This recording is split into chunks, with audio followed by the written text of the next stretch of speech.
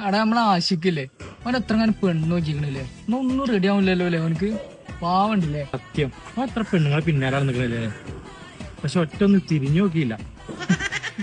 നമ്മളെ ഹോസ്റ്റലിൽ എല്ലാവർക്കും പെണ്ണ് സെറ്റ് ആയില്ലേടി, പക്ഷെ എന്താ ആഷിക്കിന് മാത്രം പെണ്ണ് സെറ്റ് ആവാത്തെ?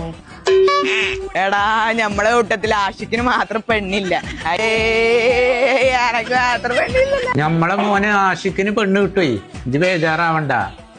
മുസ്തഫാന്റെ മോൻക്ക് അയൽവാസിയായി മുസ്തഫാന്റെ മോൻക്കും ആഷിക്കിനും പെണ്ണ് കിട്ടിയിട്ടില്ലല്ലോ. അല്ല ഇപ്പൊ എത്ര നല്ല പെണ്ണ് കിട്ടിയാലും ഇപ്പൊ കല്യാണം അടിപൊളിയാക്കാൻ ഏത് ഈവന്റുകാരും കാറ്ററിംഗ് സർവീസിനൊക്കെയാണ് കല്യാണം നടത്താൻ ഏൽപ്പിക്കുക. ആദ്യം എനിക്കൊരു പെണ്ണ് ഇട്ടട്ടമ്മ. ഇവന്റുകാരും കാറ്ററിംഗ് സർവീസുകാരും ആലോചിച്ചിട്ട് നിങ്ങൾ ടെൻഷൻ അടിക്കണ്ട.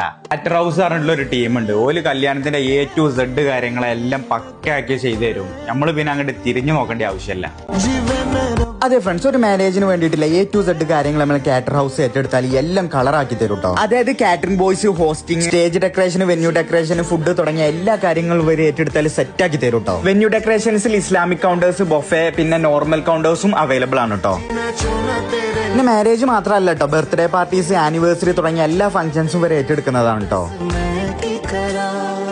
അപ്പൊ നിങ്ങൾക്കും നിങ്ങളെ എന്ത് പരിപാടി ഉണ്ടെങ്കിലും നിങ്ങൾക്ക് കാറ്റർ ഹൗസിനെ കോൺടാക്ട് ചെയ്യാവുന്നതാണ്. നിങ്ങളെ പരിപാടിയൊക്കെ കളറാക്കി തരും. അപ്പൊ ഞാൻ വാട്സാപ്പ് നമ്പർ അടി കൊടുക്കുന്നുണ്ട്, പിന്നെ ഇൻസ്റ്റാഗ്രാം ത്രൂ അവരെ കോൺടാക്ട് ചെയ്യാം.